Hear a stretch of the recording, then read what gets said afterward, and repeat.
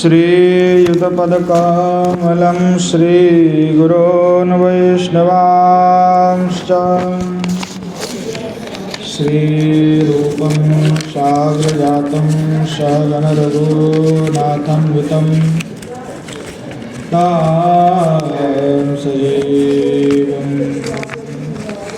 साद्वैतं सावधूतं परिजनसहितं श्रीकृष्ण चैतन्यदेवं श्रीराधाकृष्णपादाश्च सगुणललिता श्रीविशाखान्वितश्च आजानुलम्बितभुजौ कनकावदातौ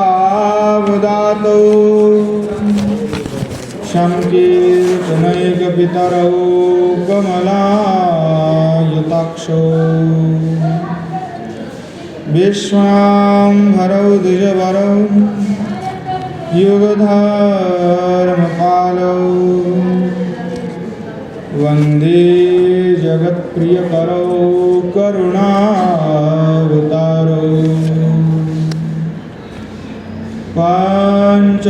पाञ्चतत्त्वात्मकं कृष्णं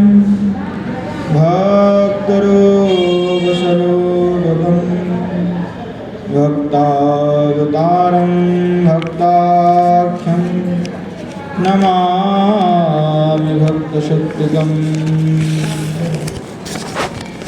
वराहपीठं नटवरवपुः कारुण्यः करुणिकारं विव्रजवासः कर्णकोऽपिशं वैजयन्तीं च मालां रन्ध्रानवेन रधरसुधया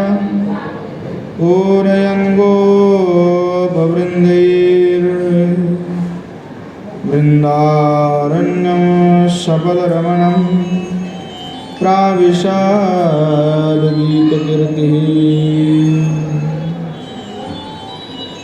वंशी विभूषितकरान्नवनीर्दाभा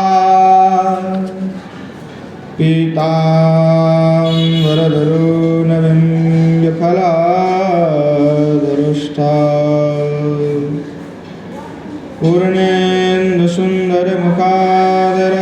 पूर्णेन्दुसुन्दरमुखादरविन्दनेत्रा कृष्णात् परं किमपि तात्त्वमहं न जाने वन्दे विदेहतनया पदपुण्डरीकं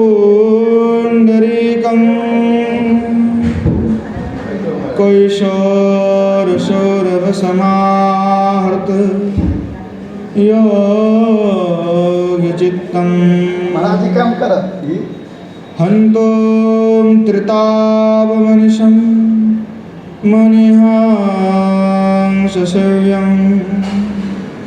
सन्मानशालि परिपीत परागपुञ्जम्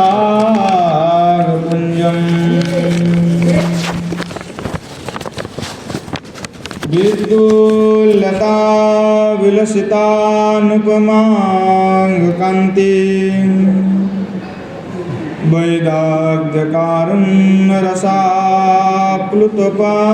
वैदाग्यकारुण्यरसाप्लुतपाद्मनेत्रा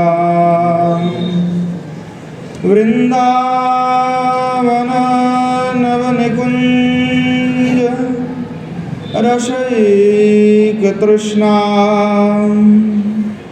राधां विना किमपि तात्त्वमहं न जाने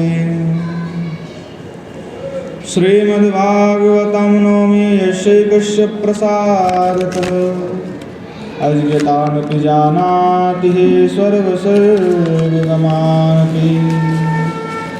वृषारूढमुमाकन्तं सोमनीश सदाशिवं हरिनामरसन्मत्तं नौमि गोपीश्वरं हरम्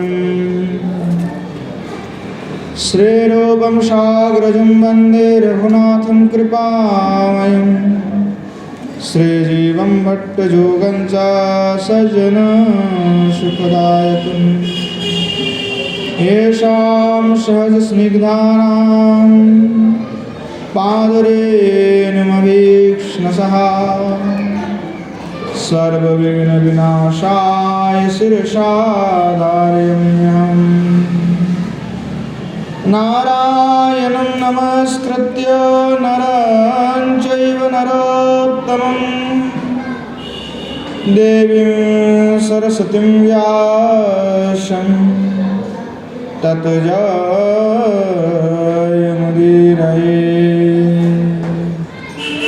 वृन्दायै तुलसीदेव्यै प्रियायै केशवश्च च कृष्णभक्तिप्रदे देवी सत्यवत्यै नमो नमः।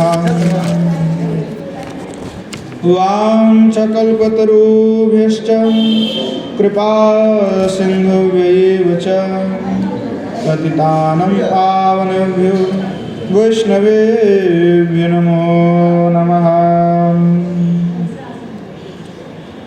हरे कृष्ण कृष्ण कृष्ण हरे हरे, हरे राम राम राम हरे हरे। श्रीमन महाप्रभु की जय, श्री जुगल किशोर सरकार की जय, श्री कुशल बिहारी भगवान की जय। श्रीमान महाप्रभु की अनुकंपा से हम सभी श्री प्रभानंद सरस्वती पाद कृत राधा रस निधि का आस्वादन कर रहे हैं। श्री गोस्वामी पाद श्रीमान महाप्रभु की अनुकंपा पाकर राधा प्रेम में, उस रस में तन्मय हो गए, रस में डूब गए। अब जो रस में डूब जाता है उसको और बाह्यिक कुछ दिखता नहीं। सदा ही जुगल सरकार की जो छवि है, जुगल छवि, उसका नित्य प्रति उनका दर्शन होता है। उसका मन में और कुछ आता नहीं है, कोई भावनाएं भी उसके मन में नहीं होता। तो श्री गोस्वामी पाद इसी प्रकार से डूबे हुए हैं और सेवा का अभिलाष मांग, अभिलाषा, तृष्णा है कि सेवा करने की। नरोत्तम ठाकुर महाशय भी वैसे ही अपना तृष्णा को प्रकट किया कि कब ऐसा मेरा सौभाग्य होगा। गोस्वामी पाद कह रहे हैं, उज्रीं भणरसवारी निधेस्तरंगई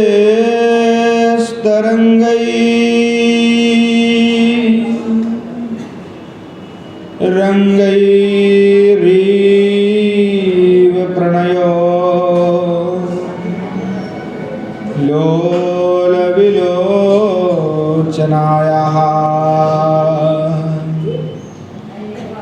तस्या कदा न भविता मयि पुण्यदृष्टि वृन्दाटवी नवनिकुञ्ज गृहादिव्या।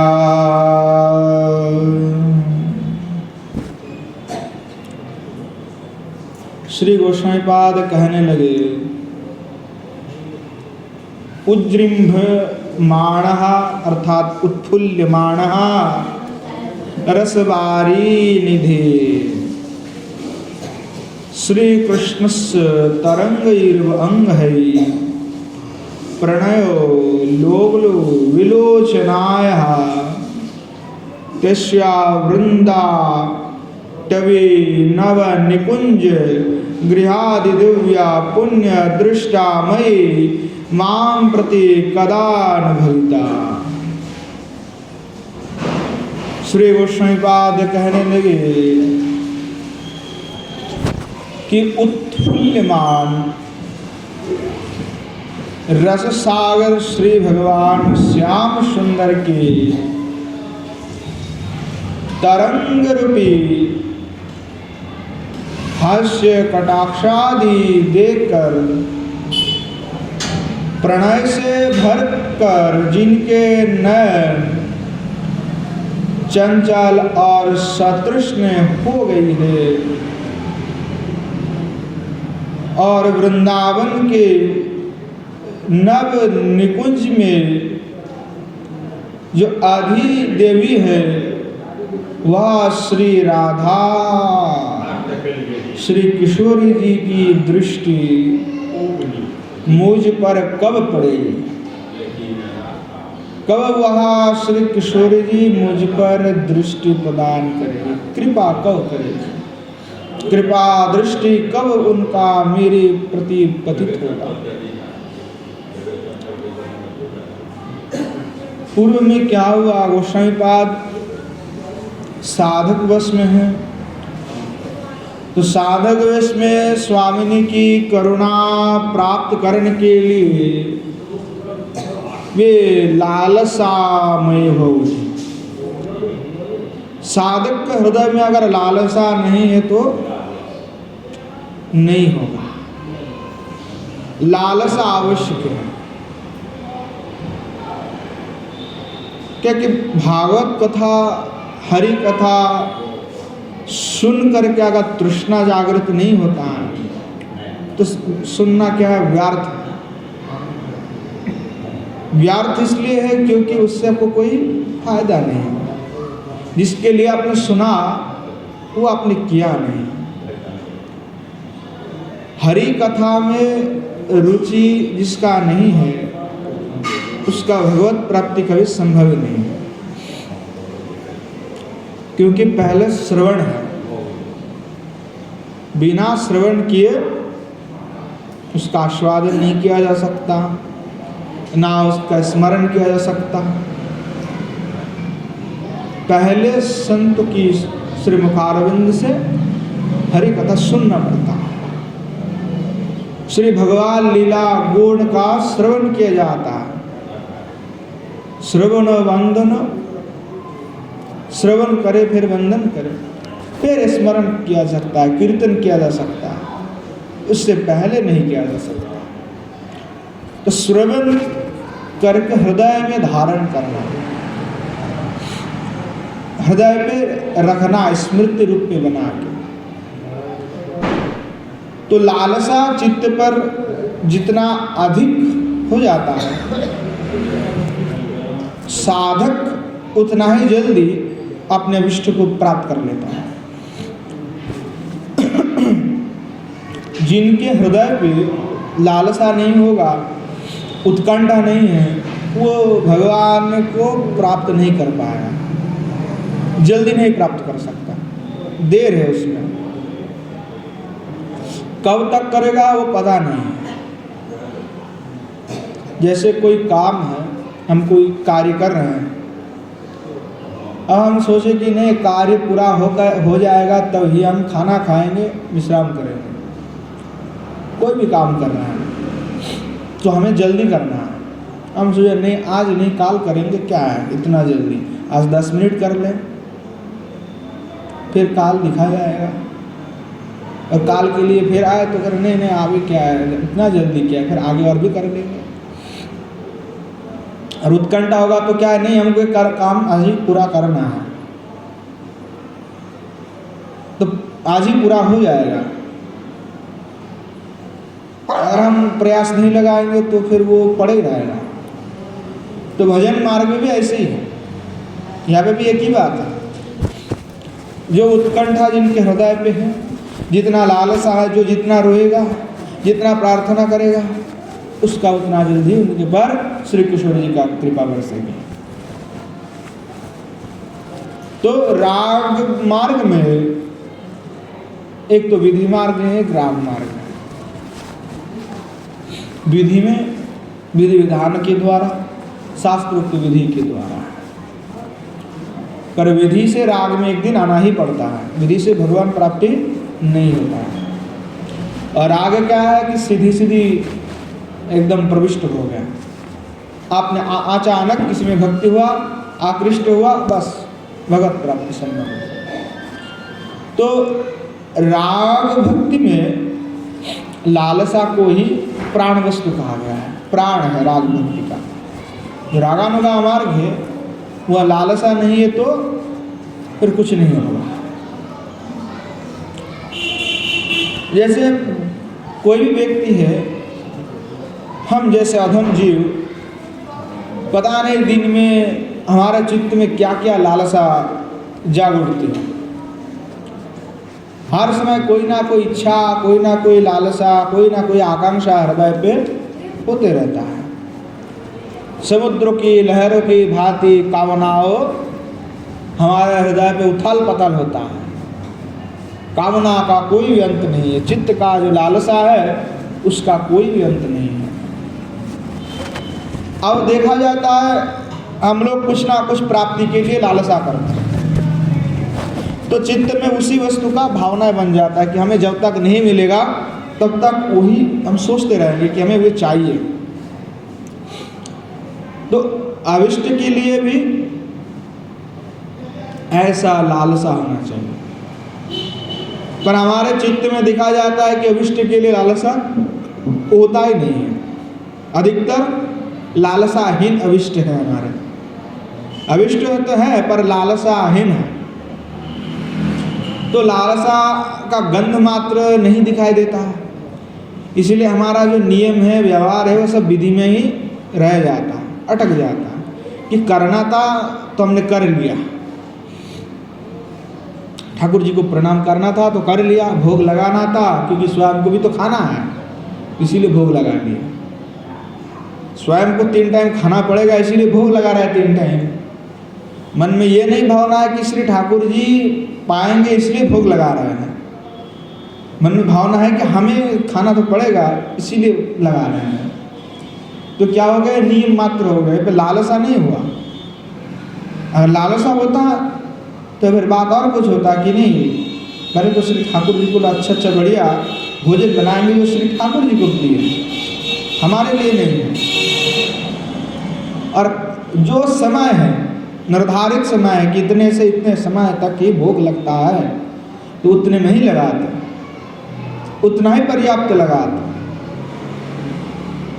क्या होता है कि लालसा नहीं होगा तो नहीं होगा, तो भाव तब तक नहीं प्राप्त होता है, तब तक भगवान में मन नहीं लगता जब तक लालसा नहीं होता है। तो लालसा इष्ट अर्थात लोभ ही इष्ट प्राप्ति का एकमात्र साधन है। जो लोभ है वो लोभ ही एकमात्र इष्ट को प्राप्त कराता है। तो श्रीमद् भागवत में कहा गया है कि तत्तद भावादि माधुर्य श्रुते धीर्यदपेक्षति नात्र शास्त्रम न युक्तिं च तल्लोभात्पत्ति लक्षणम। श्रीमद् भागवत के ही श्लोकों को श्री भक्ति रसामृत सिंधु में उल्लेख करते हुए श्री गोस्वामीपाद ने लिखा कि देखो लोभ कैसे उत्पत्ति होता है। वह लोभ तो उत्पत्ति होगा तभी तो होगा, तब लोभ कैसे उत्पत्ति हो। तो कहें कि श्रीमद् भागवत एवं उनके अर्थ को प्रतिपादन करने वाले, श्रीमद् भागवत के और श्रीमद् भागवत के अर्थ को प्रतिपादन करने वाले जो रसिक भक्त हैं, श्रीमद् भागवत के अर्थ को प्रतिपादन कौन कर सकता है? जो रसिक है वो श्रीमद् भागवत के अर्थ को प्रतिपादन कर सकता है। और श्रीमद् भागवत पे जितना टीका हुआ, जितना व्याख्या हुआ, वो कभी और किसी ग्रंथ पर नहीं हुआ। अभी भी जितना मिलता है वो बहुत 25 से 26 टीका अभी भी उपलब्ध है, और 100 से ऊपर में टीका लिखी गई है उस पर। इतने कोई भी ग्रंथ के ऊपर व्याख्या नहीं लिखी गई। तो श्रीमद् भागवत के व्याख्याकार तो अनेक हुए, और उनमें सबसे प्रमुख जिसको माना जाता है वह श्रीधर स्वामीपाद। उनकी व्याख्या को सबसे श्रेष्ठ माना जाता है। श्रीधर स्वामी की जो व्याख्या है, तो ऐसे अनेकों, जैसे रूप सनातन जीव गोस्वामीपाद, जीव गोस्वामीपाद ने लिखा, सनातन गोस्वामीपाद ने लिखे, फिर विश्वनाथ चक्रवर्तीपाद ने भी लिखे, वल्लभाचार्य ने भी लिखे, अनेकों संप्रदाय के अनेक आचार्यों ने इस पर टीका लिखी। तो ये रसिक भक्त है, इसलिए इसका प्रतिपादन करता है। तो ऐसे भागवत और भागवत के अर्थ को प्रतिपादन करने वाले में जो सामर्थ्य, जो रसिक भक्त है, वैसे रसिक भक्तों ने भागवत की व्याख्याओं को छोड़ करके भी उसके अर्थ को प्रकृष्ट रूप में प्रतिपादन करने के लिए अनेकों लीला ग्रंथ भी रचना किए, जैसे मधुकलिवली, विलाप कुसुमांजलि, ललित माधव, संगीत माधव, विदग्ध माधव, अनेक प्रकार के जो है ग्रंथ, लीला ग्रंथ उन्होंने लिखा है। तो ये समस्त जो ग्रंथ है, ये लीला ग्रंथ में क्या है, श्री कृष्ण और उनके परिकर की जो पारस्परिक जो भाव है, उस भाव परिपाटी की माधुर्य को वर्णना किया है कि श्री युगल सरकार किस प्रकार से विहार करते हैं, कैसे माधुर्य का आस्वादन करते हैं। तो ये समस्त कुछ जो है उसी लीला तत्त लीला ग्रंथ में वर्णना किया गया है। तो ऐसे जो ग्रंथ है, ऐसे ग्रंथ का जो माधुर्य कहानी है, जो घटनाएं हैं, जो नित्य लीला है, वो लीलाओं को श्रवण करके थोड़ा थोड़ा मन में अनुभूति होता है, क्या क्या सुंदर लीला है, बड़ा अद्भुत है। तो थोड़ा थोड़ा अनुभूत होने पर क्या होता है, शास्त्र युक्ति और निरपेक्षता। तो क्या होता है कि जैसे हम आस्वादन करते, थोड़ा सा मन में लोभ तो होता ही, अनुभूति हुआ, तो थोड़ा सा जानने की और भी इच्छा हुआ, तो हमारा क्या होता है, मन को फिर शास्त्र युक्ति को छोड़ना होगा। क्या शास्त्र युक्ति बड़े ही खतरनाक है। शास्त्र का जो युक्ति है बड़ा खतरनाक है। एक दूसरे का खंडन करते हैं, एक दूसरे का मंडन करते हैं, और कहाँ का फंस जाते हैं व्यक्ति समझ नहीं पाता। और शास्त्र क्या है, अनंत है, अनंत शास्त्र है। जैसे समुद्र है, समुद्र में मछली कितना है कोई कह सकता है, और कितने गहराई में कौन सा मछली रहता है पता है। और समुद्र में कोई हम जाल फेंकेंगे तो क्या पूरा मछली को उठा लेंगे, उसमें जितना आएगा उतना उठेगा। तो ये शास्त्र क्या है, अनंत है, ये अनंत शास्त्र है। अनंत शास्त्र बहुलाच विद्या, अनंत शास्त्र विद्या है, अनेक प्रकार की विद्या। तो उसमें लेना कौन सा है, बोले कि जो सार है उसी को लेना चाहिए। जैसे दूध में जल मिला दिया आपने और हंस को खिलाने के लिए दे दिए, पियो हंस, तो हंस क्या करेगा, तो दूध को पिएगा, जल को छोड़ देगा। तो कहा इसलिए जो शास्त्र के जो कट्टर युक्तियां हैं वो सब विधि लोगों के लिए है। जैसे कई शास्त्र में कहा गया कि ऐसा नहीं करने पर उसको कान में शीशा डाल दो, जले। तो किस लिए कहा गया, डराने के लिए कहा गया कि डरे आदमी गलत ना करे, इसलिए डराने के लिए कहा गया। क्योंकि डर से भी तो लोग जब डरते हैं तब वो काम नहीं करते। अगर किसी को पता होगा कि यही वृंदावन में इधर कहीं भूत रहता है, रात 12 बजे भूत निकलते हैं, तो आदमी क्या होगा, परिक्रमा नहीं जाएगा रात को, हमको नहीं जाना, जाएगा।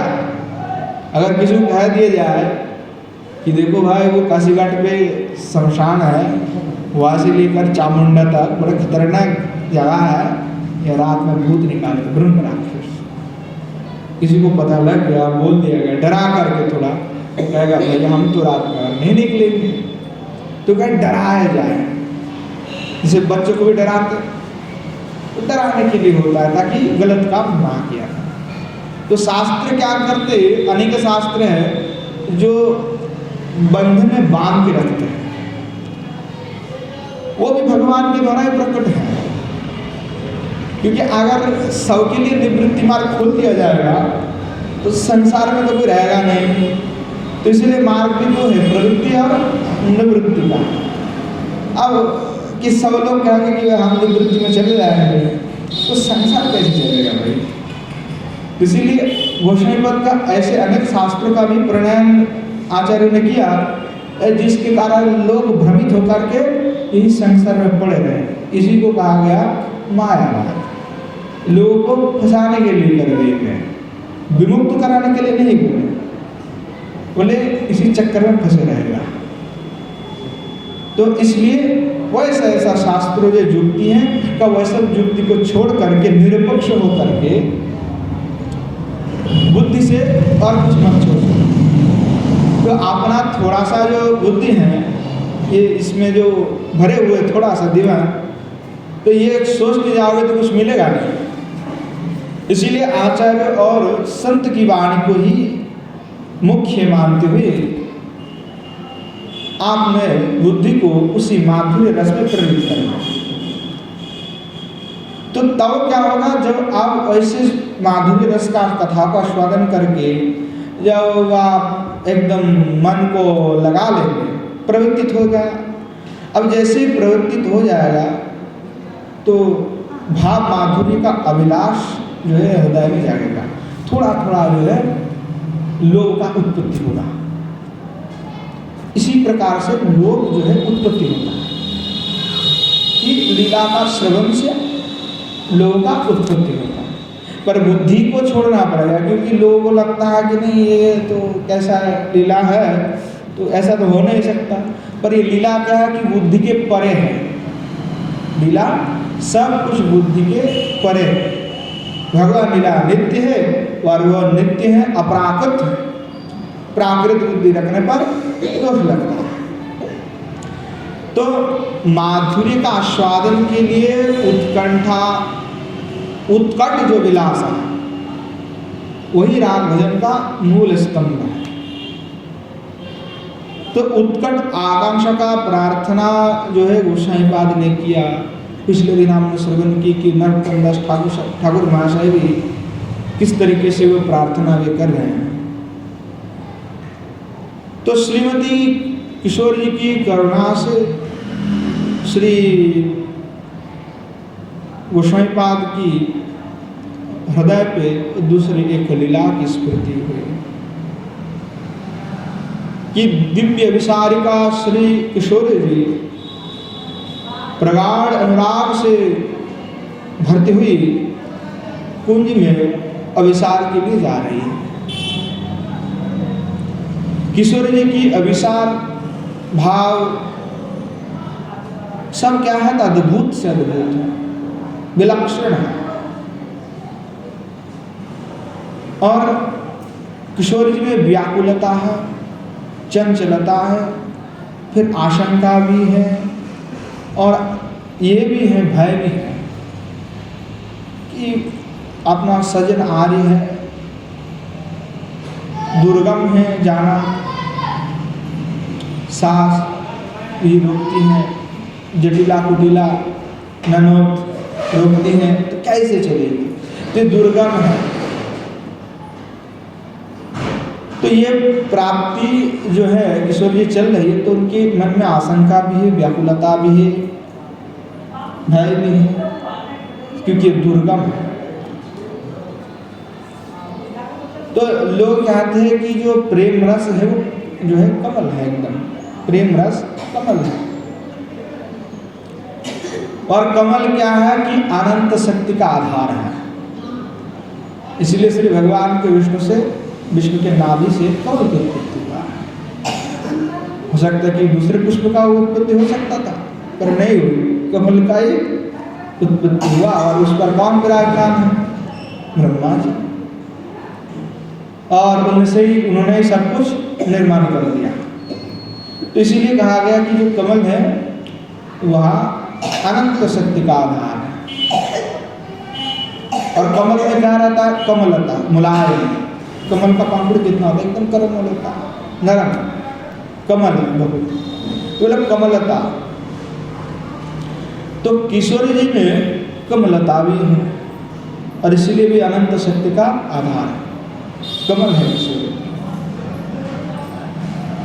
तो किशोरी जी क्या है कि समस्त बाधाओं विपत्ति जो भी मार्ग में आती है वो सब बाधा विपत्ति को तोड़ करके वे पुंज में जाकर के पहुंच जाती है। तो इस बार भी श्री किशोरी पहुंच गई। शिवा की जो उत्कंठा है कृष्ण सुख देने की कृष्ण को, इसीलिए सारे बाधाएं विपत्तियों को लांघती हुई, पार करती हुई वो संकेत के कुंज में जाकर के पहुंची। तो उत्कंठित जो नागर है, जो श्री श्याम सुंदर है, वो पहले से कुंज में विराजमान थे, पहले से कुंज में विराजमान थे। अब जब में श्री किशोरी श्रीमती किशोरी जी आई तो श्री किशोरी जी की श्री मुखारविंद का वदन चंद्रिमा का दर्शन करते हुए श्री भगवान बड़े ही आनंदित हुए, अद्भुत रूप से आनंद हुए। और किशोरी जी भी बड़े आनंदित हुए। अब कृष्ण क्या? कृष्ण है असमर्धो माधुर्य रस के समुद्र है भगवान श्याम सुंदर। दस से पूरा भरे हुए सिंधु है रस का। सिंधु यानी समुद्र जिसका कोई आर पार नहीं, किनारा नहीं, कितना बृहत है पता नहीं है। और किशोरी जी क्या है? लावण्य राशि की तरंग माला। तो किशोरी जी का श्री वदन चंद्रमा का दर्शन जैसे श्री भगवान ने किया तो मानो श्री भगवान जो रस सिंधु है उस रस सिंधु समुद्र में एक तरंग जो है उछल रहा है, तरंग उछल रहा है, उच्छ्वसित हो रहे हैं। और उत्फुल्यमान रस सिंधु में हास्य कटाक्ष आदि तरंग उठ रहा है, अर्थात श्री युगल सरकार हास्य कटाक्ष आदि कर रहे हैं। किशोर जी कटाक्ष करने लगे श्री भगवान को। तो एक कटाक्ष आदि क्या है? हास्य तरंग है, लहर है। और श्री भगवान भी आनंदमय है, रसमय है। भगवान के सभी अवतार में भगवान ने अनेक लीला की है। श्रुति में भी कहा गया रस वही सा आनंदम ब्रह्म, सत्यम ज्ञानम आनंदम ब्रह्म, सत्यम ज्ञानम अनंतम ब्रह्म। तो अनंतम ब्रह्म भी कहा गया, आनंदम ब्रह्म भी कहा गया, जो अनंत स्वरूप है। तो आनंद कितना है? तो अनंत आनंद है, इसलिए अनंत स्वरूप भगवान है। आनंदम ब्रह्म अर्थात आनंद स्वरूप ब्रह्म है। और जिसको रसोवई सहा कहा गया वो रसोवई स्वाहा भगवान कृष्ण ही है। पर भगवान के सभी अवतार में ऐसे रस का विस्तार नहीं किए हैं। अलग अलग अवतार भगवान ने किए पर हर अवतार में रस का विस्तार नहीं है। जैसे कि हिरण्यकशिपु का वध करने के लिए श्री भगवान ने नृसिंह अवतार लिए। नृसिंह अवतार में मधुर रस उनको नहीं मिला, नृसिंह भगवान में मधुर रस नहीं मिले उनको। प्रहलाद जी में उन्होंने वात्सल्य रस का दर्शन, वात्सल्य से भर गए। जब भगवान का क्रोध हुआ तो सभी देवता कहने लगे भाई कौन जाएगा इनको ठंड करने के लिए, एक तो बड़े उग्र है, शरीर धारण किए देख के जो है हमारा थर करके हमारा हृदय कंपित हो रहा। ये कैसा रूप है प्रभु का, पहली बार देख रहे हैं सर, पिछले तो देखे नहीं थे कोई भी। तो क्या हुआ, देवता कहने लगे भाई किसको भेजे, लक्ष्मी जी को बुलाओ, अपना पत्नी है शायद पत्नी से मान जाएगा। लक्ष्मी जी को बुलाए, आए लक्ष्मी जी से दूर से देखा, अरे भाई ये कौन है, शेर के जैसा एकदम मुंह है, शरीर मनुष्य के तरह और नखुन देखो इतने बड़े बड़े, हुंकार दे रहा है। तो देख करके लक्ष्मी जी कहे भाई हम तो नहीं ठंड कर सकते, हम तो चले अपना वैकुंठ में, हमको नहीं करना। वो भाग के चली गई देख करके भगवान। तो तब सभी ने सोचा भाई क्या कर, तो प्रहलाद जी को आगे खड़ा कर दिया कि भाई आओ, तो एक ही रास्ता है कि प्रहलाद जी से कुछ हो जाए। प्रहलाद जी को आगे जो है करके प्रहलाद जी स्तुति करने लगे। प्रहलाद जी की स्तुति से प्रसन्न हो, भगवान उनको बुला लिया अपने पास में, गोद में बैठा और चाटने लगे। जैसे शेर अपने बच्चे को चाटता वैसे। तो यहाँ पे भगवान का माधुर्य रस नहीं, वात्सल्य रस है। जैसे जैसे मत्स्य अवतार हुआ तो वहाँ पे माधुर्य का तो वैसे वात्सल्य भी नहीं है। कूर्म अवतार हुआ उसमें भी रस नहीं है। तो सामूहिक कुछ करने के लिए आया है, किंचित मात्र कार्य उद्धार करने के लिए जो नहीं हो पा रहा था किसी से, वहां पे रस का विस्तार नहीं। और अनेक अवतार में देखा जाता है रस तो है पर सभी रस का विस्तार नहीं। कृष्ण अवतार में सबसे अधिक जो है सब रस का विस्तार है, परिपूर्ण रस का विस्तार है। तो इसीलिए कहा गया श्री कृष्ण के अवतार अखिल रसामृत सिंधु है, इसीलिए उनमें सब लीला का सब रस का विस्तार है। उनमें सभी रस सुंदर रूप से विकसित है। सखाओं के साथ सख्य रस है, दास से जो करने वाला है उनके यहाँ दास्य रस है, वात्सल्य में वात्सल्य रस से भरे हुए हैं। माता यशोदा जी के साथ वात्सल्य रस है और गोपियों के साथ माधुर्य रस से परिपूर्ण है। और महाभाव स्वरूप किशोर जी के साथ उनका माधुर्य रस का इतना विकास है कि उसका व्याख्या जितना भी किया जाए वो कम ही रह जाता है। तो विशुद्ध रूप से एकदम पूर्ण रस का समुद्र है श्री ठाकुर।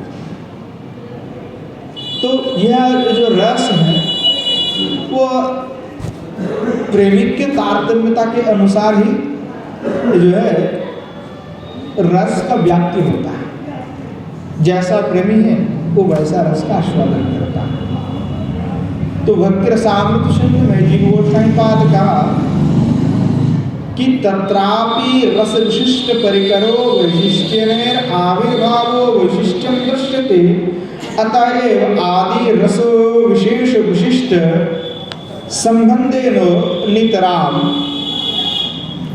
कहते हैं कि प्रेम के तारतम्यता के अनुसार तत्त प्रेम के सानिध्य में कृष्ण के माधुर्य का जो विकास है, उछलन है, वो तारतम्य होता है। तो प्रेमिक के प्रेम के अनुसार अब जिसमें जितना अधिक प्रेम होगा उसमें रस का माधुर्य का विस्तार उतना ही होगा। अर्थात जितना प्रेम है उतना ही तरंग उछलेगा। बहुत थोड़ा प्रेम है तो थोड़ा तरंग होगा। जैसे तालाब में, तो तालाब में तरंग होता है। तालाब में क्या होता है कि अगर आप लगाते हो अपने बैठ करके दोनों हाथ से तो तरंग उठता है और थोड़ी देर रहता है फिर खत्म हो जाता है। नदी में भी तरंग चलता है पर वो थोड़ा ज़्यादा नहीं प्रवाह होता है, उसमें भी तरंग चलता है। तरंग चलता है ना गंगा जी में, यमुना जी में नहीं चलता है, तो चलता है ना, पर वो समुद्र के भांति नहीं है। और समुद्र में क्या होता है, बड़े बड़े लहर चलता है, वहां पे कोई छोटे मोटे लहर नहीं है। तो वैसे ही जिसमें जितना सामर्थ्य है, जितना प्रेम है, प्रेम यानी जो जल है वो प्रेम है, अब यहां जितना होगा वहां पे तरंग उतना ही उछलेगा। तो किशोरी जी में क्या है, तो माधुर्य पूरा भरे हुए महाभाव, और इसलिए वहां पे माधुर्य का विकास पूर्ण रूप से है। तो किंकरिया जो है वे देख रही है कि श्री किशोरी जी का श्री मुखारविंद का दर्शन करते हुए श्री भगवान कितने उत्फुल्लित हो रहे हैं, और श्री भगवान में माधुर्य का इतना प्रकाश हो रहा है। हास्य मधुर वदन श्री ठाकुर जी का देख करके, श्याम सुंदर का देखते हुए किंकरी जो है आनंदित हो रहा है।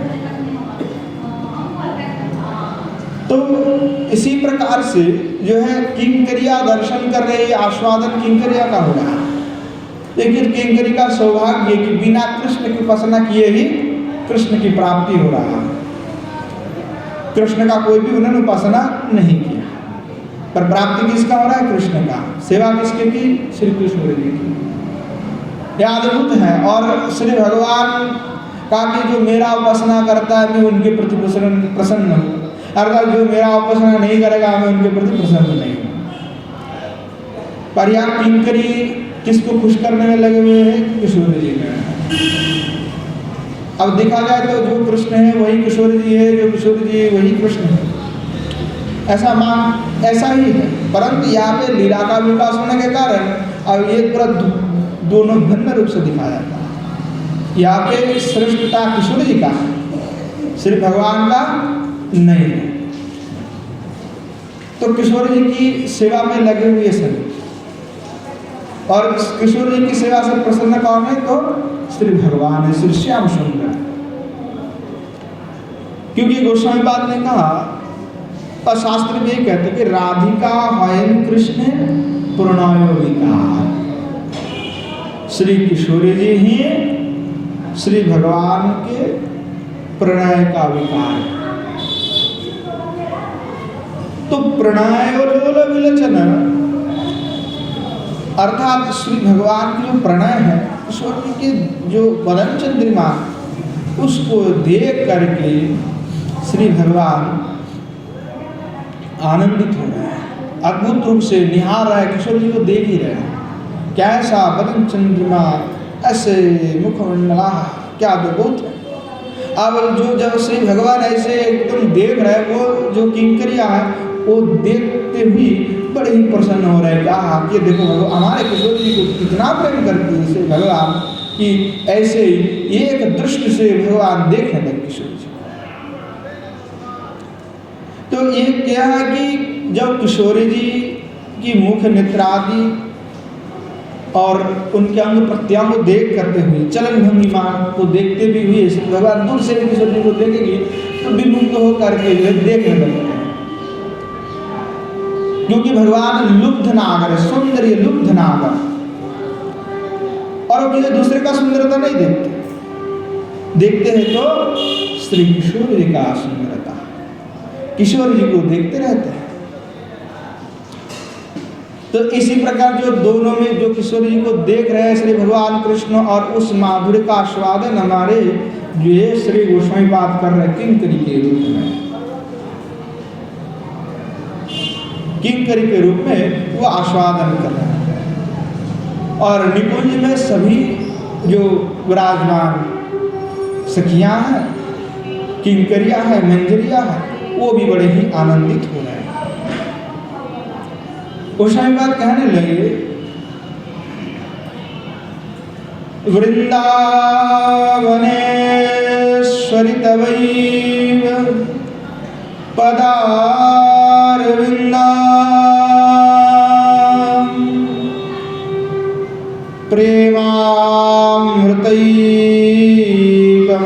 प्रेमामृतैकमकरन्द सौगपूर्णा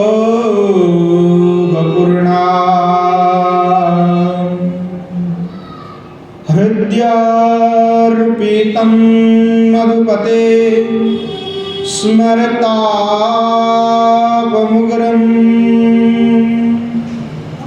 निर्वापयोत् परमशीतलमाश्रयामि।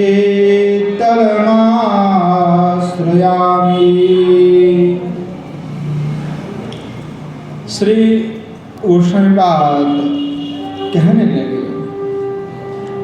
कि हे वृंदावनेश्वरी, प्रेमामृतैक मकरंद रसोघपूर्णं हृद्यर्पितं मधुरसे उग्रं स्मरतापो निर्वापयत्। कि हे वृंदावनेश्वरी, हे किशोरी जी, रसिक सिंधु रस सिंधु रसिक राज श्री कृष्ण प्रेमामृत मकरंद रस प्रभा से पूर्ण है, और वह जो श्याम सुंदर है, वह श्याम सुंदर तुम्हारी जिन चरण कमलों को वक्ष से लगाकर तीव्र मदन ज्वाला को दूर करते हैं। परम शीतलम तवैव पदारविंदम अहम आश्रयामि। आपकी उन्हीं परम सुशीतल श्री चरण कमलों का मैं आश्रय लेती हूँ। श्री गोस्वामीपाद कहने लगे कि जो पूर्व में उनका लीला का स्फूर्ति हुआ, लीला का स्फूर्ति से जैसे उन्होंने विराम प्राप्त किया तो चित्त में विक्षेप पैदा हो गया। कि चित्त में विक्षेप कब पैदा होता है? जब किसी का हम चिंतन कर रहे हैं और अचानक चिंतन करते करते वो मन से हट गया, फिर दुखी हो जाते हैं, विक्षेप हो जाता है। तो लीला का स्फूर्ति हो रहे थे, अचानक विक्षेप हो गया, तो विक्षेप पैदा हुआ तो विरह उत्पन्न होने लगे।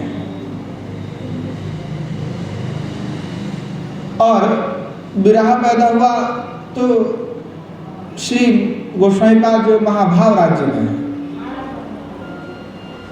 और स्फूर्ति प्राप्त जो लीला की माधुरी है, उस लीला के माधुरी ने उनके हृदय में एकदम जो है चित्त को जो हलचल मचा कर रखा हुआ है, एकदम चित्त को। इसलिए कभी स्फूर्ति हो रहा है, कभी विक्षेप हो रहा है।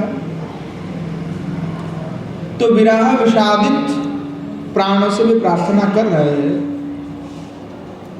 कि हाँ स्वामिनी, हे किशोरी जी, हे स्वामिनी, एक बार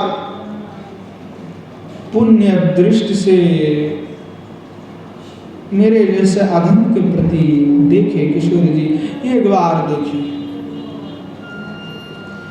स्वामिनी, हे किशोरी जी, आप अपार करुणामयी हैं, आपकी जैसा करुणामयी और कोई नहीं है। तो प्रिय किंकुरी की ऐसी विरह वेदना की अनुभूति को देखकर किशोरी जी क्या स्थिर बैठी होगी? क्या किशोरी जी किंकरियों की ऐसी व्यथा और वेदनाओं को देख करके चुप रहे होंगे? तो इसके उत्तर में महाजन कहते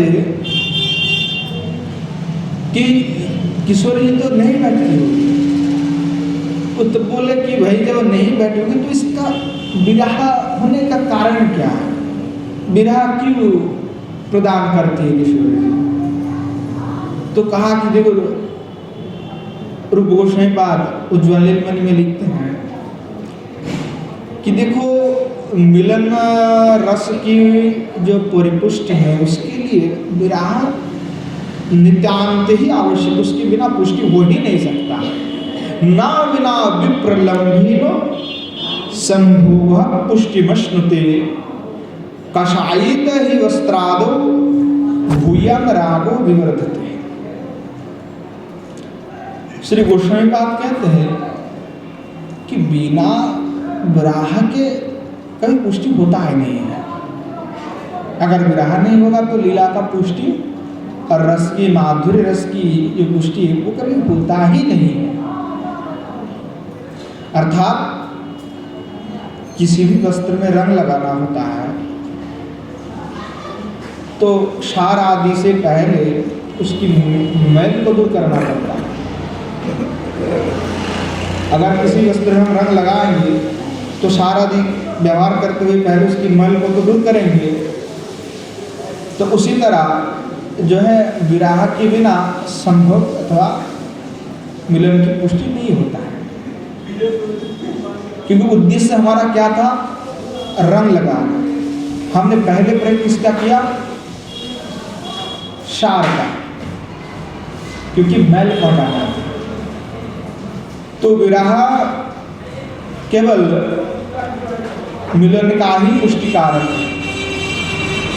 अगर ऐसा कहते तो कई महाजन कहते नहीं, ये तो ठीक बात कहा आपने कि विराह मिलन की पुष्टि कारक है, परंतु विराह रस भी है। विराह केवल जो पुष्टिकारक ऐसा नहीं है, विराह भी रस है।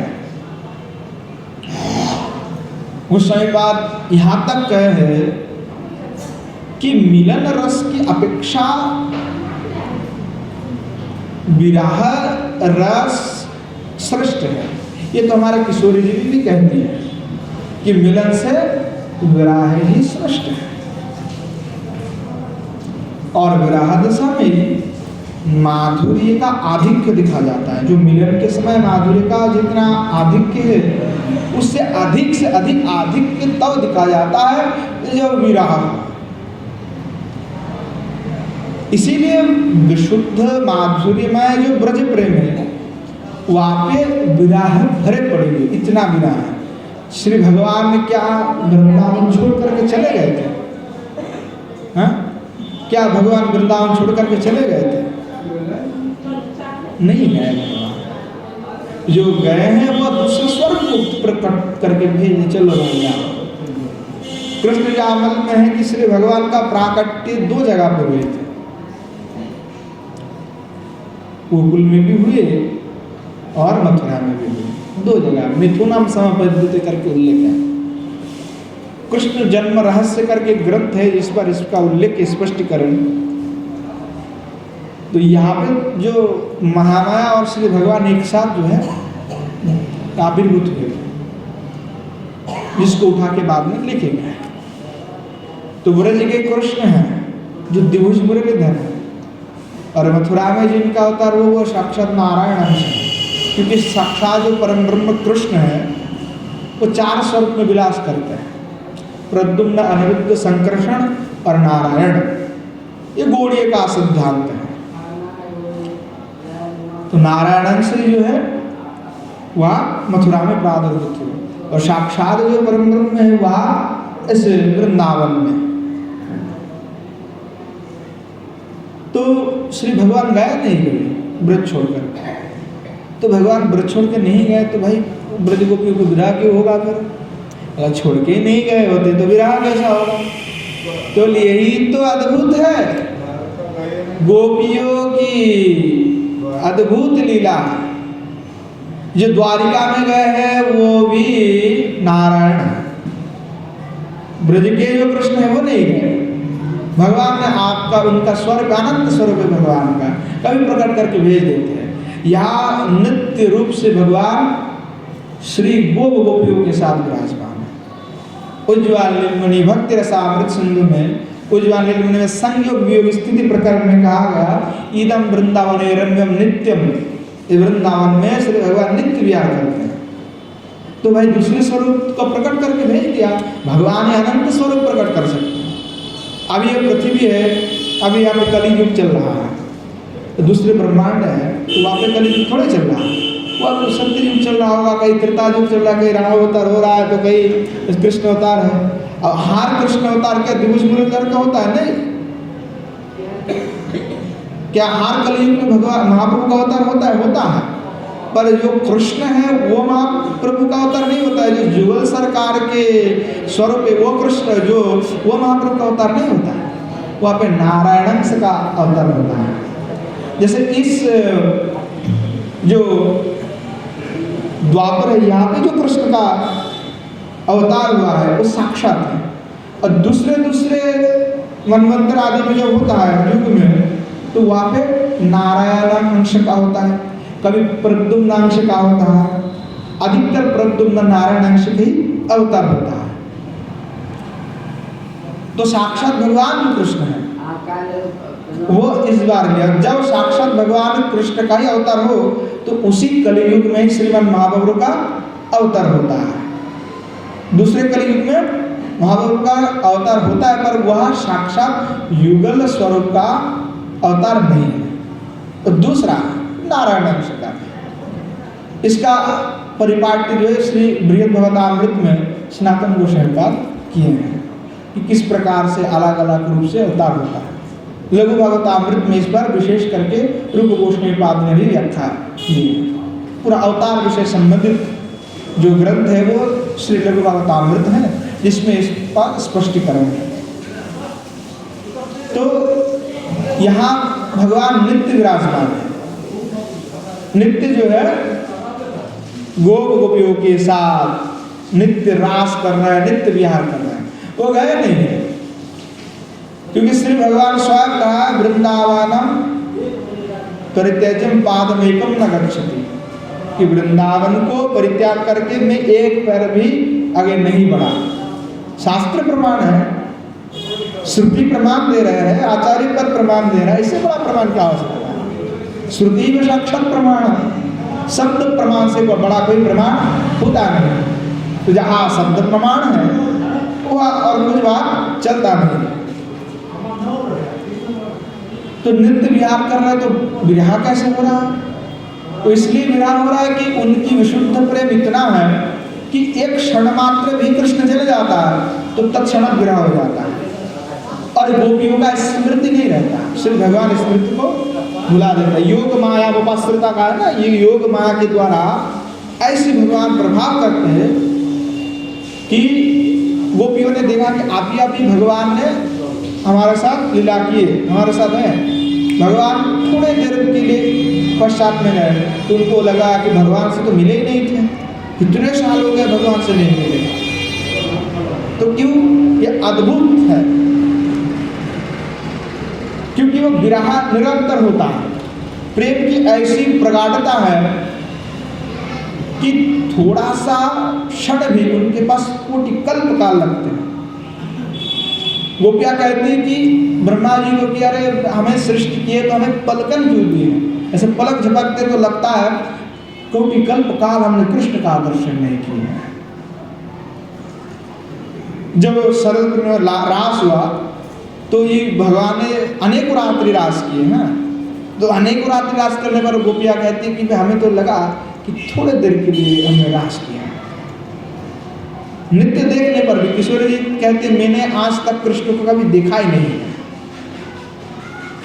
विदर्भ माध्यम में रूप गोस्वामी पाद जो नाटिका लिखे हैं तो किशोर जी कहते हमने ऐसा है ललिता, हमने तो कृष्ण कभी देखे ही नहीं है, हमने बस उसका नाम सुने हैं, कृष्ण 2 अक्षर वाले, और कभी देखे नहीं है उसको हमने। तो इसका तात्पर्य में गोस्वामी पाद लिखते हैं टीका में कि श्री किशोरी जी का ऐसा है प्रेम विशुद्ध कि वो भूल जाता है और विस्मरण हो जाता है। और विस्मरण इसलिए होता है कि विशुद्ध प्रेम में एक क्षण थोड़ा सा नहीं देखेगा तो लगेगा अरे कितने दिन हो गए नहीं देखे, इतना प्रेम का आदित्य है। हमें क्या होता है किसी से प्रेम हो जाता है तो पहले तो थोड़ा अनुभव होता है कि देखना है, बाद में से अरे 10 साल 20 साल और क्या देखना है, हो गया देखना। पर ये विशुद्ध प्रेम नहीं, क्योंकि काम है, वासना है, और वह विशुद्ध प्रेम है। तो गोपियों का नित्य विवाह होता है, और इसलिए जो है उनका वहाँ पे माधुर्य का रस का आधिक्य नित्य जो देखते हैं, विवाह होता है तो ज्यादा तड़पते हैं, दर्शन करने की इच्छा ज्यादा होती है उनमें। किशोर जी एकदम जो है पगल हो उठती है, देखने के लिए तरसती है। वो तो कभी देखे ही नहीं हमने कृष्ण को, देखना है कैसा है वो। तो क्या है कि ब्रज का विशुद्ध प्रेम इतना है कि इसके कारण यहाँ पे विरह है। भगवान नित्य होने पर भी विरह दशा विद्यमान है। अभी देख रहे हैं कि गोपिया के कृष्ण हमारे साथ में है, और तुरंत जैसे भगवान गए थोड़ी देर के लिए तो उनका कहा अरे चले गए, कितने दिन हो गए चले गए। पदांक दूतम नामक ग्रंथ में श्री किशोर जी का विरह दशा का वर्णना किया कि श्री भगवान जब मथुरा चले गए बाह्यिक रूप से, तो यमुना जी के किनारे पे श्री भगवान के चरण का चिन्ह है, उस चिन्ह को देख करके श्री किशोर जी विलाप कर रहे हैं। उसी पर एक बड़े अद्भुत ग्रंथ है पदांक दूतम। तो पदांक दूतम लिखे कृष्णदेव सार्वभौम। कृष्णदेव सार्वभौम कौन है? उनका नाम आता है तो बोलना आवश्यक जरूरी है कि जो गौड़ी संप्रदाय के गोविंद भाष्य नहीं थे, ब्रह्मसूत्र के ऊपर भाष्य गोविंद भाष्य। तो जयपुर में जो राजा के वहाँ मदन मोहन जी की सेवा होता था युगल सरकार की, तो वहाँ पे अनेक 4 संप्रदाय के संत थे। तो पहले गौड़ीय संप्रदाय का अंतिम में ही प्रादुर्भाव हुआ।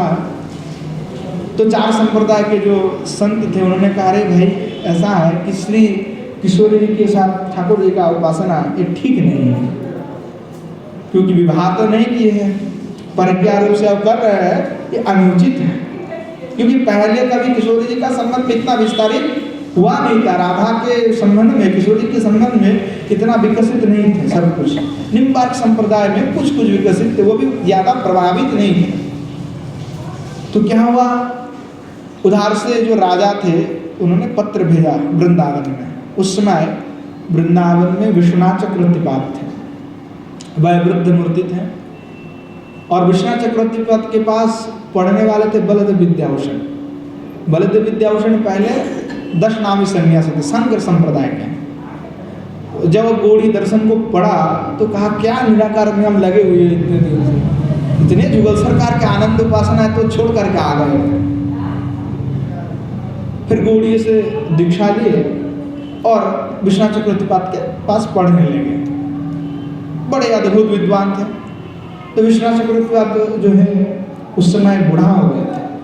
तो उन्होंने कहा, देखो मैं तो चल नहीं सकता, तो एक काम करो कि तुम और कृष्णदेव सार्वभौम और एक उनके कोई शिष्य उनको भेजा के तुम 3 लोग चले जाओ, जा करके वहाँ पे शास्त्रार्थ करके आओ। शास्त्रार्थ किस विषय पर? कि स्वकीयवाद और परकीयवाद, कि युगल सरकार स्वकीय है, विवाहित है अथवा अविवाहित रूप से है, क्या है, सेवा होना चाहिए कि नहीं होना चाहिए। क्योंकि किशोर जी को अलग कर दिए थे और श्री ठाकुर जी को अलग कर दिए थे, दोनों अलग अलग सेवा होता था।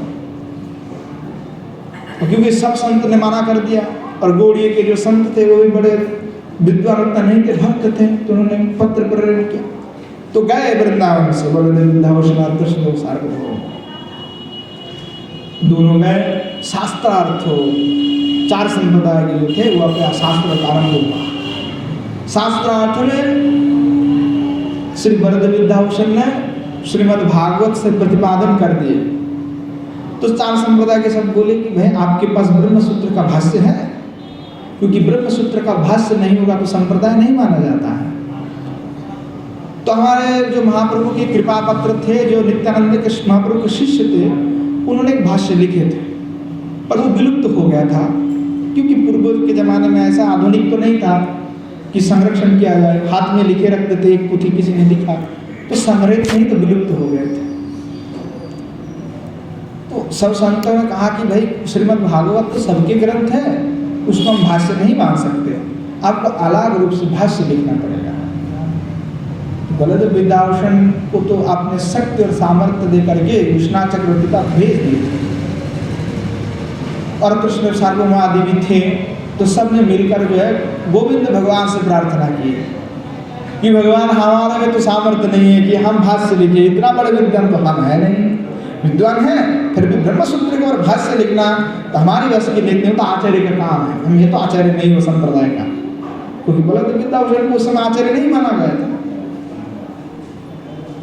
तो श्री गोविंद देव रात्रिकाल में प्रकट हो गए बलदेव विद्याभूषण के पास और कहे कि तुम क्यों चिंता लेते हो, हम रहते हुए कोई चिंता थोड़ा होता है, हम कहते जाते हैं और तुम लिखते जाओ, भाष्य तो एक रात में हो जाएगा, क्या इतना बड़ी बात है। तो बलदेव विद्याभूषण लिखते गए और भगवान कहते गए। श्री गोविंद भगवान की कैसे गोविंद भाष्य का निर्माण हुआ, फिर शास्त्रार्थ हुए और परकीयावाद का स्थापना हुआ कि परकीया जो है नित्य है। श्री युगल सरकार परकीया रूप से है और वह नित्य है, स्वकीया भी है पर परकीया भी है। ऐसा नहीं कि स्वकीया हो तो परकीया नहीं है। तो पूरा और क्या हुआ, कृष्ण जब सार्वभौमों को भेजा गया पूरा भारत में, हर संप्रदाय के पास जाओ और शास्त्र करके विजय करके आओ कि जो गौड़ीय संप्रदाय की परकीया है वो नित्य है। तो वो कृष्ण सार्वभौमों को भेजा गया और वो धुरंधर पंडित थे, उन्होंने जा करके पूरा भारत में जितने बड़े बड़े विद्वान थे संप्रदाय के सबके पास गया, इस विषय को शास्त्रार्थ किया और पूरा भारत को जीत लिया। भारत को जीत करके वो नवद्वीप में गए। तो उस समय नवद्वीप प्रमुख पीठ होता था विद्वानों का, क्योंकि न्याय का दर्शन का जो विकास है वहीं से आरंभ हुआ। पहले न्याय मिथिला में हुआ करता था, न्याय शास्त्र, तो मिथिला से बाहर किसी को ग्रंथ ले जाने की अनुमति नहीं थी। तो वासुदेव जो हमारे श्रीमद् महाप्रभु के पार्षद है सार्वभौम भट्टाचार्य, तो उन्होंने वहाँ पर अध्ययन किया और पूरे ग्रंथ को कंठस्थ करके आया और कंठस्थ करके नवद्वीप में आकर के पुनः उसको लिखा और फिर वहीं से भारत में पूरा न्याय शास्त्र का जो है प्रचार हुआ। तो इसीलिए जो है नवद्वीप को उस समय के सबसे प्रमुख विद्यापीठ माना जाता था। काशी के जो बड़े बड़े पंडित होते थे अधिकतर बंगाल से पढ़ करके जाते थे, लोगों को पता नहीं है, नाम देख करके पता नहीं लगता है। बड़े बड़े महाउपाध्याय जो है इधर से जाकर के फिर काशी में बैठ जाते थे। तो नवद्वीप में उस समय में श्री श्रीनिवास आचार्य के जो पौत्र थे राधा मोहन गोस्वामी पाद, तो राधा मोहन गोस्वामी पाद को श्रीनिवास आचार्य के ही कहा जाता है कि अवतार है, वे इतना बड़ा विद्वान थे। तो इन्होंने पूरा बंगाल को इन्होंने पूरा सब जीत लिया और इन्होंने सोचा कि बंगाल में भी तो क्या उस समय बंगाल में भी शकियावाद चलते थे। तो इन्होंने सोचा कि भाई बंगाल में इतने बड़े बड़े विद्वान हैं तो कुछ स्वकीया परकीया का विचार में मैं स्वकीयावादी बन जाऊँ और कोई अगर परकीयावादी बन के जीत किया जाए मेरे से तो बड़े आनंदित होगा। मैंने तो सब जय कर लिया। तो राधा मोहन गोस्वामी गोस्वामी जी से जो है शास्त्रार्थ करने लगे और दोनों में शास्त्रार्थ हुआ और कृष्ण सार्वभौम को परास्त हो गए। उन्होंने स्वकीयवाद को धारण किया और राधा मोहन गोस्वामी जो परकीया, तो राधा मोहन गोस्वामी ने इनको परास्त करके परकीया का स्थापना कर दी। तो जिन्होंने समस्त भारत को जीत लिया फिर उसको ही परास्त कर दो तो विजयी कौन हो? राधा रमन गोस्वामी हुए। तो इस प्रकार से जो कृष्ण सार्वभौम में अद्भुत विद्वान थे तो उन्होंने ही पदांकुरुतम ग्रंथ लिखे और उस पर वो भी साक्षात जो है मंदिर थे किशोर जी के, इसलिए उन्होंने दिव्य जो दर्शन किया वही का, क्योंकि विराह जो दशा है किशोर जी का, उस विराह दशा में श्री किशोर जी ऐसे विलाप कर रहे थे कि कृष्ण का चिंतन छोड़कर कुछ विषय आ ही नहीं रहा। तो कहा कि कृष्ण जब विराह दशा में हो, कृष्ण है नहीं मेरे पास, वो जब हो तो जितना विराह में जितना प्रेम होता है, जितना रस है वो और कहीं पे नहीं है। इसीलिए कहा विरहेन महाभागा महान में अनुग्रह कृत कि हे महाभागवत्या, उद्धव जी कहते हैं जो उद्धव जी को भगवान ने भेजा ब्रज में, क्योंकि गोपियाँ जो विरह दशा में थी और गोपियों की विरह दशा को समझना सबकी बस की बात नहीं है। तो क्या होता है कि विरह दशा में निरंतर जो है आस्वादन होता है, किसका? प्रियतम का, श्री श्याम सुंदर का। तो उद्धव जी को भगवान भेजे कि जाओ थोड़ा गोपियों को सांत्वना देकर के आ जाओ। उद्धव जी आए और उद्धव जी ने देखा इन गोपियों में ऐसा महाविरह का भाव है और ऐसे महाविरह दशा में निरंतर कृष्ण का वे चिंतन करते, कृष्ण का आस्वादन करते, ऐसा कभी नहीं सोचते कि कृष्ण हमारे से दूर है, निरंतर सोचते हैं। तो इसलिए उद्धव जी ब्रज देवियों से कहने लगे कि विराहीन महाभागा महान में अनुग्रह कृत, कि हे महाभाग्यवती हो, आप लोगों की इस विराह से, आप लोगों की जो विराह अभी कृष्ण विराह है, इस विराह से मैं परम अनुग्रहित हूँ।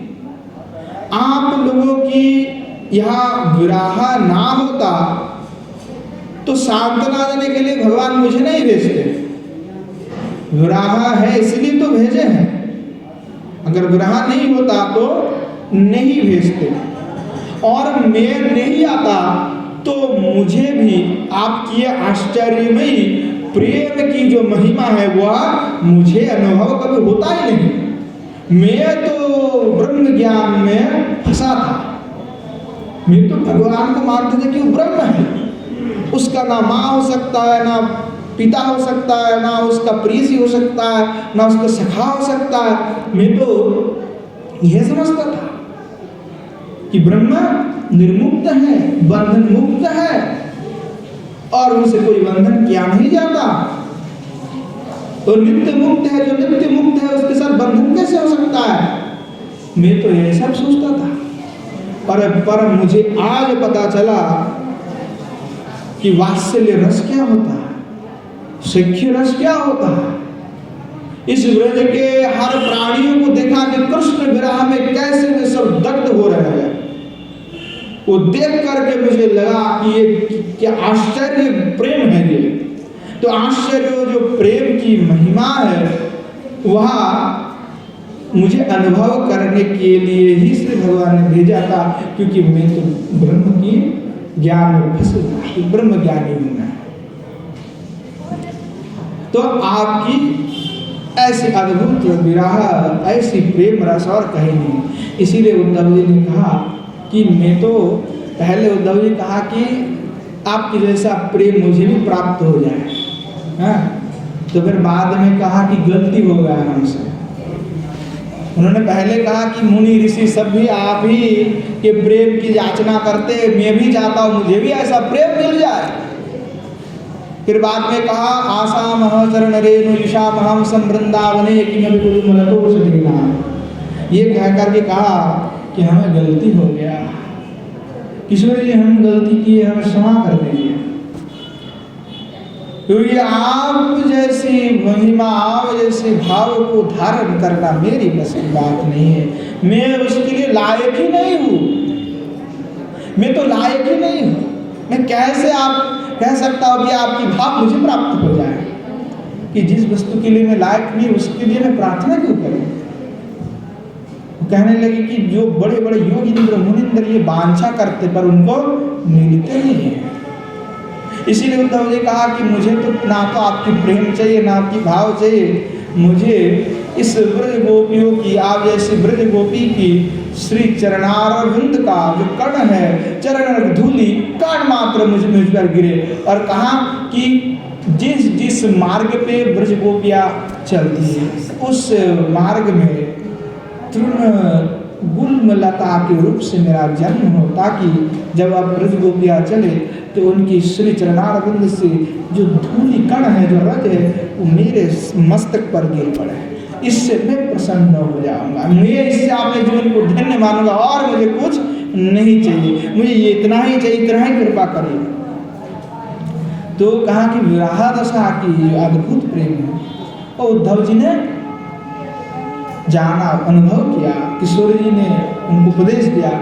उद्धव जी बड़े प्रेमी हो गए, ब्रज में लौटपाट हो गए। उद्धव जी ब्रज के धूलि में लौटपाट होकर के उद्धव जी डोलने लगे, राधे राधे कह करके उद्धव जी डोलने लगे थे कि आप तो किशोर जी की सिवा मेरा कोई गति नहीं है। प्रेम में डूब गए थे। तो यहाँ प्रभानंद सरस्वती पाद भी कहने लगे कि प्रेम में डूब गया, विरह दशा हो रहा है तो तभी तो आपका याद आ रहा है किशोर जी। अगर विरह नहीं होता तो आपकी याद नहीं आता। तो विरह हो रहा है,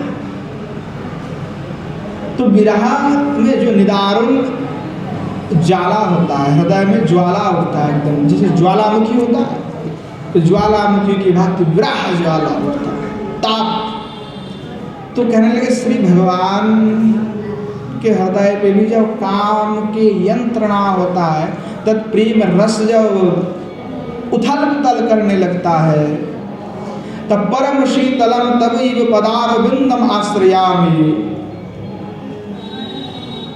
तो उस समय निदारुण प्रेम से की जो व्यथा है, काम बाण की व्यथा है, उसको शांत करने के लिए श्री भगवान आपकी श्री पदारविंद को अपने वक्ष स्थल पे धारण करते हैं और स्वयं सुशीतल हो जाता है। श्री किशोरी जी की जय। तो ऐसे श्री भगवान है जो अपना वक्ष स्थल पे श्री किशोरी का श्री चरणारविंद रखे हुए हैं। यहाँ कौस्तुभ मुनि आदि विराजमान है, उन सब की महिमा गरिमा को लांछना दे रहे हैं किशोर जी की चरणारविंद। उनकी ज्योति से इन सब का व्यर्थता दिखाई पड़ रहा है कि भगवान प्रसन्न किशोर जी के चरणारविंद को धारण करते हुए एकमात्र आनंदित हो जाते हैं। तो श्री विरह में विवश श्री पाद जो है एकदम विवश हो गए। तो विवश होने के कारण लीला का स्मृति होने लगी। तो संगत कुंज में श्रीमती किशोर जी विरह उत्कंठित है। श्याम सुंदर का कुंज में आने का समय निकल गया और सखी के गले से लगकर श्री किशोरी जी विलाप कर रहे हैं। श्री किशोरी जी विलाप कर रही है। बंधुर लागिया सेज बिछाइलु गाथिलु फुलेर माला तांबुलो साजालो दीप उजारलु मंदिर हইল आला। सोई पीछे ए सब हইবে आन शेर नागर गुणेर सागर काहे ना मिलल कान।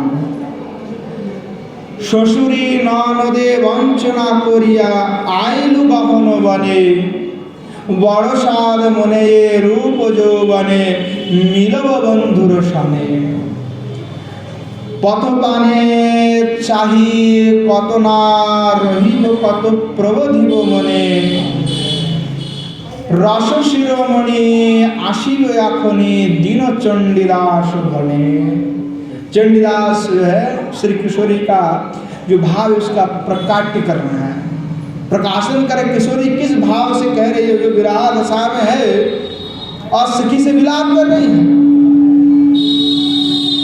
कि बंधुर लागिया अतः श्याम श्री ठाकुर जी के लिए शेष बिछाए लो, जो पालंक है फूल से सजे हुए। बोले मैंने फूल इतना बिछाए हुए हैं, सजाए हुए संकेत कुंज में, और फूल की माला जो है बना के रखी है कि श्री ठाकुर जी आएगा तो मैं पहनाऊंगी।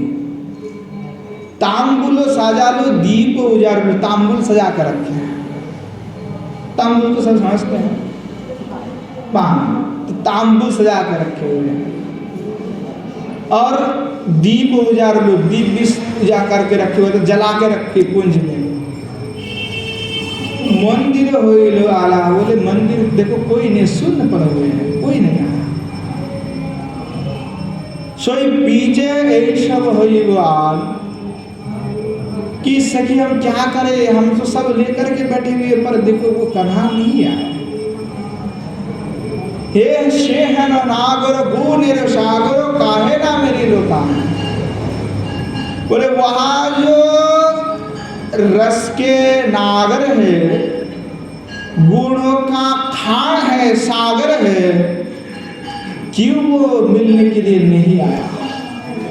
विलाप कर रहे किशोरी जी, सखी बता दे मुझे क्यों वे नहीं आए, क्यों नहीं आए। बोले ससुर ननदे वंचना करिया आइलु गहन बने, यानी जटिला कुटिला है तो ससुर और ननद है, तो बोले सास और ननद को मैंने वंचना करते हुए आया। और कहाँ आया तो गहन वन में या गोविंद अरण्य में, वृंदावन की कुंज में, संकेत में, कुछ कुंज संकेत के वहाँ पे आए। बोले यहाँ पे आए बड़ो साद मोने ये रूप यो अने मिली वो बंधु कि बड़ी इच्छा था कि श्याम सुंदर से मेरा मिलन होगा, उनका मैं दर्शन करूंगी। और देखो यह साध पूर्ण मेरा सखी, मैं क्या करूँगा? तो प्रार्थना जो विलाप कर रही है सखियों को, जो गले लगा करके किशोर जी विलाप कर रही है। बोले लगे पथो पने चाही कत नारोही गो कत प्रभु जीव मने रसो शिरोमणि आशिबे अखनि दीन चंडीदास। कहने लगे कि किशोर जी बार बार पथ को निहार रहे कि श्री श्याम सुंदर तो नहीं आ रहे, श्याम सुंदर तो नहीं आ रहे। बोले कितना प्रबोध दूंगा अपने मन को, प्रबोध यानी सांत्वना, कितना प्रबोध दूंगा कि आएगा कृष्ण आएगा कृष्ण आएगा। कितना प्रबोध दे सकते एक आदमी अपने आप को, वो आए नहीं, कितना प्रबोध दूंगा मैं। बोले रस शिरोमणि आशिव आखोनी, मैं तो ये सोच रही थी कि जो रस शिरोमणि है वो कृष्ण आएगा, अभी आएगा अभी आएगा, आखोनी अभी आएगा अभी आएगा। मैं ऐसा सोच रही और आपने मन को प्रबोध प्रदान कर रही हो। और दीन चंडीदास, जो चंडीदास है वह इस भाव को प्रकट कर रहे हैं कि किशोर जी किस प्रकार से विलाप कर रहे हैं। तो किंकरी रूप में श्रीपाद प्रवानंद सरस्वती वो किशोर जी के पास में विराजमान है, क्योंकि जो संगीत माधव है वहाँ पे उल्लेख है कि श्री किशोरी जी जो है अपनी किंकरी के रूप में श्री प्रवानंद सरस्वती पाद को ग्रहण किए और आपने पास में रखा कि तुम मेरे साथ ही रहना हमेशा। तो किंकरी रूप में जो है गोस्वामी पाद विराजमान है नित्य लीला में। तो कह रहे हैं कि विराह के कारण जो है अभी किंकरी रूप में प्रवानंद सरस्वती पाद विराजमान है किशोर जी के पास। तो किशोरी जी को सांत्वना दे रहे हैं किंकरी कि देखिए आप धैर्य रखिए, किशोर जी धैर्य रखिए, आप धैर्य को खो देंगे तो हम लोग क्या करेंगे, अब अभी आएंगे कृष्ण, अभी आएंगे, थोड़ा सा धैर्य रखिए। हो सकता है कि कृष्ण जो है थोड़ा देर कर रहे हैं, आ जाएंगे, चिंता मत करिए।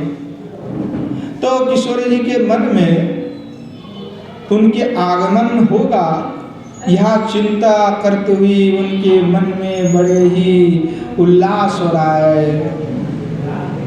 और उल्लास हो रहा है कि कृष्ण आएगा, परंतु बाम्यता है किशोर जी में।